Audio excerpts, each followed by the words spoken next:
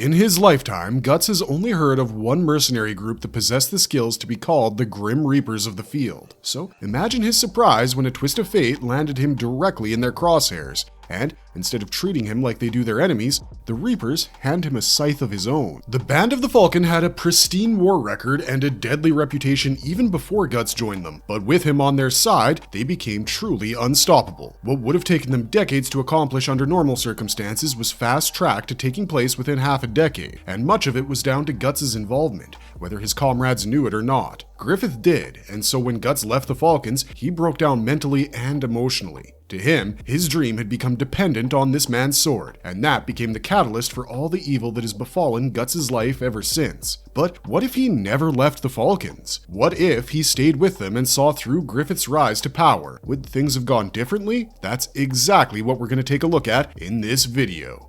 Why Guts joining the Falcons was the turning point of Berserk. Everything about the storyline of Berserk changed the moment Guts joined the Falcons, because by doing so, he attached himself to someone else's fate for the first time in his life. Guts was an orphan taken in by a half-crazed camp follower and her gruff mercenary partner. He lived his entire life on the battlefield and learned harsh lessons at an age where children usually play with toys. He entered his first battle at the age of 6 and had killed his first man at 9. By the time he was an adolescent, Guts had a better kill count to his name than many of his seasoned comrades, and would often be the one taking out enemy generals for the cash prize on their heads. In return for his valorous service, he was violated by one of his brothers-in-arms, made to give up his earnings to his father as repayment for his life, and deal with the fact that he would always be a cursed child to Gambino and his crew, no matter how many tides he turned with his blade. Eventually, push came to shove and Guts was forced to defend himself from the man he considered to be his parent, despite having no blood ties with him. That night, Guts was labeled a traitor and a kinslayer, and though he survived the chase, he learned an important lesson in selfishness: to live by the sword and to die by the sword. That was the fate of a mercenary. Finding a home on the battlefield was foolish, because only death awaited him wherever he went. So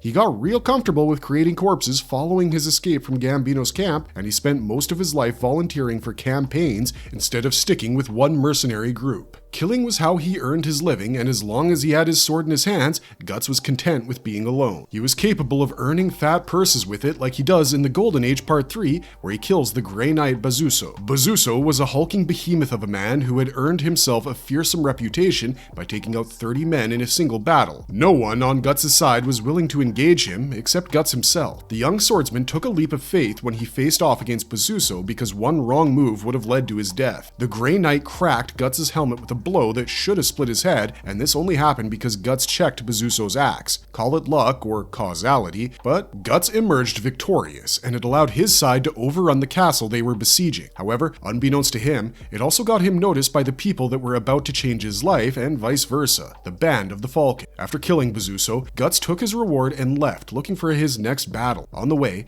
he was ambushed by some of the Falcons, though he didn't know who they were at the time. Guts fought off a half-dozen attackers, 2 on horseback, but sustained a lethal injury that would have killed him had his attackers not given him emergency first aid. When he woke up, their captains gave him a breakdown of where he was, and that's when it hit him. He was in the camp of the infamous Band of the Falcon. Guts had known that the Grim Reapers of the Field were his enemies in that last siege battle, but what he didn't expect was that they'd all be so young, or that he'd be offered a place amongst them. Guts was taken aback by the fact that this band didn't function like the other bands he'd been a part of, because they actually possessed a sense of camaraderie. The Falcons were friends, and over the course of his association with them, Guts came to find friends of his own among them. He went from being someone that only relied on his own strength in battle to someone who became a leader of one of the most dangerous raider units in Midland history. And all of this was only possible because he lost a one-on-one duel with Griffith. The White Falcon put on a dazzling display of swordsmanship in his first and only time we've ever seen him have an extended duel. He parried and checked all of Guts' blows so well that he might as well have been the first sword of Bravos in a different lifetime. Griffith utterly dominated Guts as a fighter and dislocated his shoulder when he refused to give up. Yet, even though he just defeated him, Griffith was also enamored by Guts' strength, which led to him treating the guy with a trust that he'd never shown to any of his other comrades. And that's when things really got going for his dream as well. Before meeting Guts, the Falcons were doing well, but their progress was pretty slow considering the goal that they had in mind for themselves. They were created to become the beak and talons with which Griffith grasped the entire world, but given his status as a commoner and their collective status as mercenaries, that task felt impossible to begin with. The White Falcon's goal was to become king, but there were many hurdles hurdles to that prospect within the world of Berserk. Kingship is closely tied to bloodlines and divine providence. Conquest was not an option for an upstart mercenary like him,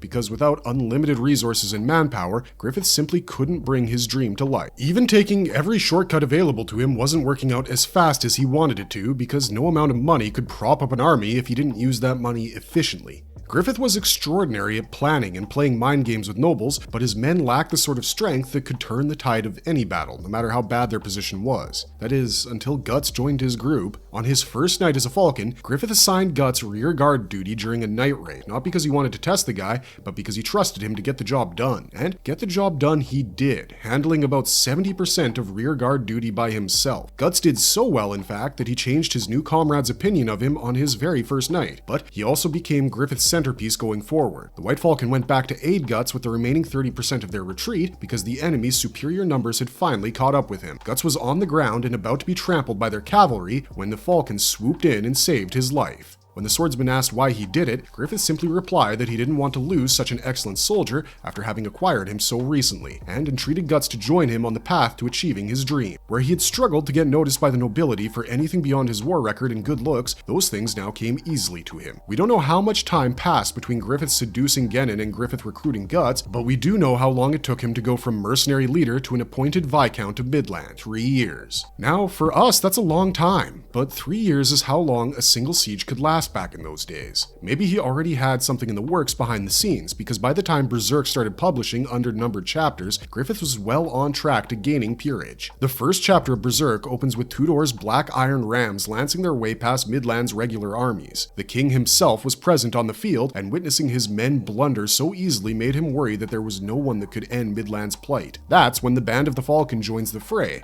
with Guts leading the charge. Well, not exactly the charge, because he was the diversion in this particular battle. The swordsman challenged the entire Black Iron Rams cavalry unit by himself, and held off their advances long enough for the rest of the Falcons to cut their path through Tudor flesh and blood. The king was a first-hand witness of the Falcons' efficacy in the field of battle, and given the many failures of his own ranks, he decided against promoting from within. He bestowed knighthood and the title of Viscount to Griffith, which blew his path to the throne wide open. As part of the peerage, he now had enough standing to make a play for the throne by targeting its sole heir, Princess Charlotte. The king had no other children, and Charlotte was pretty sheltered, which made seducing her an easy task for someone like Griffith. But he had to get rid of his competitors whilst continuing to distinguish himself as a military genius, and for both of those things, he could rely on no one but Guts. The pair dismantled the White Falcon's opposition with surgical precision, and by the end of chapter 32, Griffith was at the cusp of accomplishing his dream. He had his princess in the bag, he had killed everyone that would dare oppose him, and he was now a top general of Midland's regular army. He couldn't have done any of this without Guts, especially not in the time frame he got it all done. For his part, Guts had found true camaraderie with the Falcons for the first time in his life,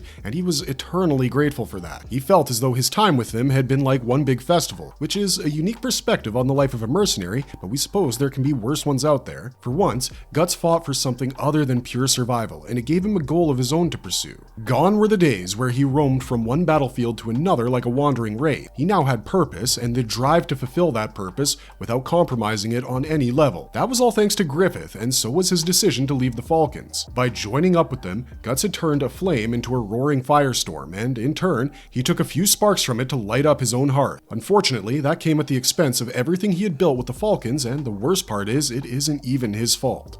Did Guts really want to leave the Band of... If he hadn't been presented with the option of becoming Griffiths Equal, we doubt Guts would have ever left the Band of the Falcon. And to be honest, he questioned his decision multiple times even after leaving. The core reason for Guts' departure was a conversation he overheard between Griffith and Charlotte in chapter 12, where he realized that he wasn't exactly a friend to the guy, and therefore he wasn't Griffiths' equal. To the White Falcon, Guts was the greatest tool in his toolbox, rough enough to share even his darkest plans with, but a tool nonetheless. To him, all his Falcons were inferiors because they clung to his dream instead of having a dream of their own. To him, a friend was one who would fight to preserve their own dream until the bitter end, even if it meant crossing blades with him. Guts realized he didn't fit this definition, and his desire was to do just that. He owed Griffith more than he could ever verbalize. He took an astray mad dog and turned it into a successful military captain. He gave Guts his humanity and an idol to look up to, not out of compulsion, but out of choice. Some things only Griffith can foresee, and that's what he was told on his first night as a Falcon. But no matter how much foresight their leader possessed, he could have never guessed that the man who was colluding with him so closely the night before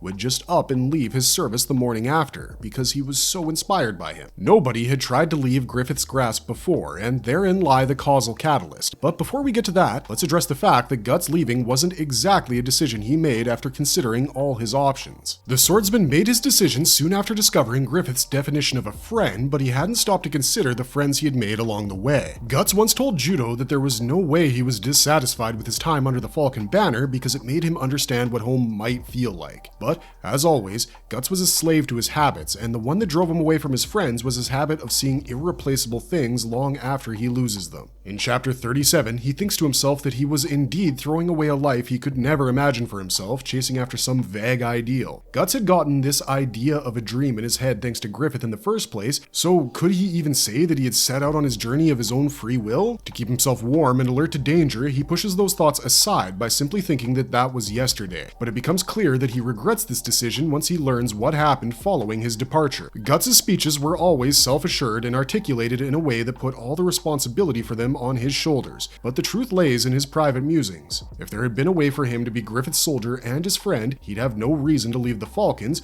because that would be the completion of his dream. Guts didn't really want to leave his friends behind. He just wanted Griffith to acknowledge that they too were friends, and if that meant that he'd have to take over a kingdom by himself, then so be it. His approach to his dream and much of his life had been reductionist, in that he always stripped things down to one goal or objective, when the truth is, life is way more complicated. Guts had secretly made up his mind to leave Griffith a month before he actually did so, and during that time, he acted so normal that none save Casca picked up on his intent. He could have kept that up and figured out his own dream whilst being a Falcon, but causality needed him to split away. His departure acted as the catalyst for Griffith's fall from grace, which in turn set the stage for his ascension into a god hand. This is pretty much confirmed by Skull Knight's reaction to finding Guts alone in the woods the first time they met. He being by himself was a prophetic sign of the collapse of Griffith's ambition, and the irony is, it was the Falcon who brought this upon himself. Everything that followed, Griffith getting caught with Charlotte, him antagonizing the king and then being subjected to a year's worth of mind-breaking torture, all of it happened because he couldn't accept the fact that Guts was his friend, and that his departure from the band had hurt his feelings. For his part, Guts couldn't bring himself to see that he had already made unbreakable bonds, and that he had planted the seeds of his first and only romantic relationship by saving Casca's life. The raider captain and the female commander of the Falcons had been at each other's throats for the entirety of their association, but now that Guts was leaving, it improved immeasurably. When he saved Casca's life from Adon Cobberwoltz and his Blue Whale Knights, Guts inadvertently became the second man to catch her eye, after Griffith. Judo tried using Casca as a reason to get Guts to stay, because he had always been able to pick up these subtleties better than the rest of his comrades, but the man himself thought that Casca only had eyes for Griffith. Even as he was leaving, Guts had the chance to speak his feelings into existence, but instead he just bit his lip and carried on. Both of them made decisions that were grounded in their egos, not their emotions, which is what ended up leading them on the paths they took. But it could have all been avoided with one simple act.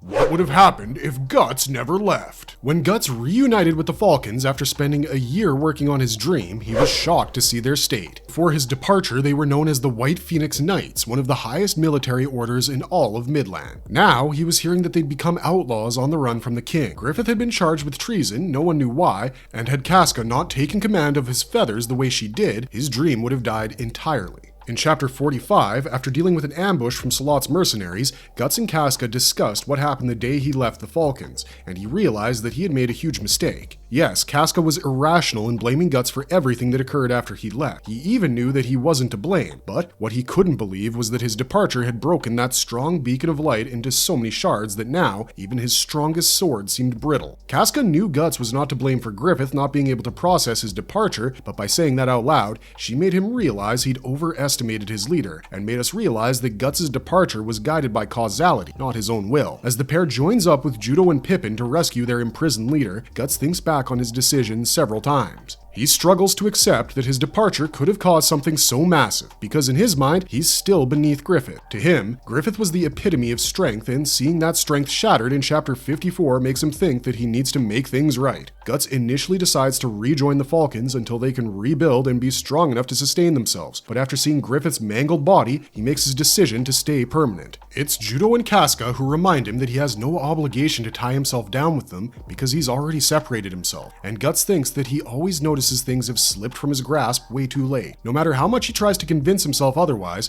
Guts blames himself for Griffith's condition, and the craziest thing is he isn't incorrect in doing so. The reason Griffith broke down completely was not just because of his ego. Sure, he couldn't comprehend how something that was supposed to be his property now wanted out of that situation, but he was also dependent on Guts for many things. In chapter 34, we see a flashback to the night Guts helped Griffith kill the queen and the rest of the courtiers conspiring against him. Once the deed was done, the Falcon asked his raider captain to not speak of their deeds to anyone, not even their comrades, because he didn't want them seeing his dark side. It was enough to let them think everything was on the up and up, but Guts was rough enough for Griffith to share such things with until the end. Those words came out of the Falcon's mouth, and if the future Black Swordsman had been perceptive enough, he'd have realized his friendship and its worth in that moment. Had Guts not left Griffith's side, he could have still found his own dream and worked on achieving it, because there was no way the Falcon would sit by idly once he became king. Guts knew the kind of man Griffith was. Becoming king of one kingdom wasn't going to be enough for him. Once he had that, he'd set his sights on the world. If he'd stuck with him, he could have fought all the challenging enemies that he wanted to, knowing that he was the Falcon's equal, despite him not admitting it. With Guts by his side, Griffith wouldn't have made the rash decision to sleep with Princess Charlotte. Sure, he was always going to make a move on her, but he wouldn't have done it in such a risky fashion if he wasn't reeling from the loss of his greatest ally and asset. All he could think about while he was with Charlotte was Guts, no did he. Without him, he knew he had lost his edge in battles both on the field and off of it, so he just gave up. With Guts, however,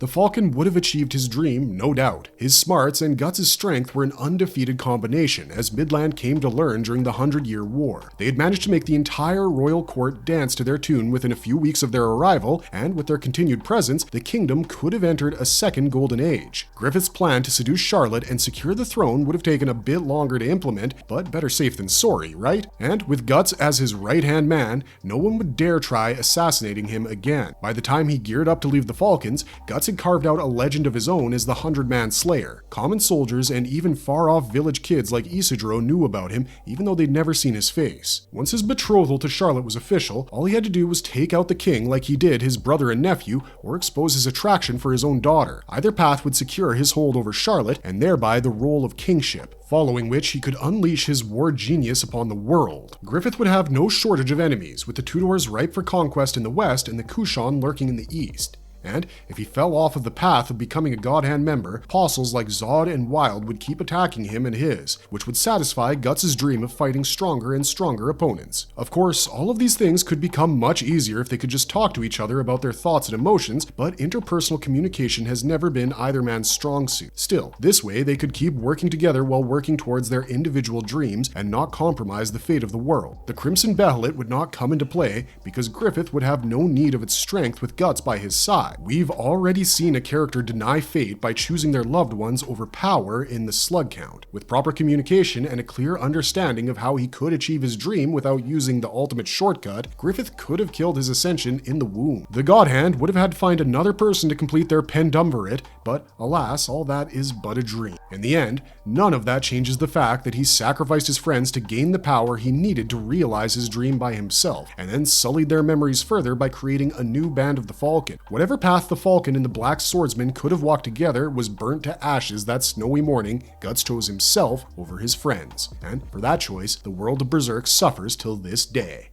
Marvelous verdict! Well, that's all we've got for you on this hypothetical topic, and we hope we illustrated our point well. While it is true that much of what happened with Guts and Griffith's lives are a consequence of their actions, their silence plays a huge role as well. If they could have been straight up about their equation with one another, that endless dream of the Falcon's rise to power could have continued. It would have maybe taken longer for Griffith to become the king of the world as a mere human, but it's been done before by King Gyseric, and there's no reason to think that Griffith couldn't do it again with Guts by his side. But that's just our opinion. What do you guys think? And if you liked our content, don't forget to leave a like and subscribe to us if you haven't already. Have a good one, be safe out there, and thanks for watching.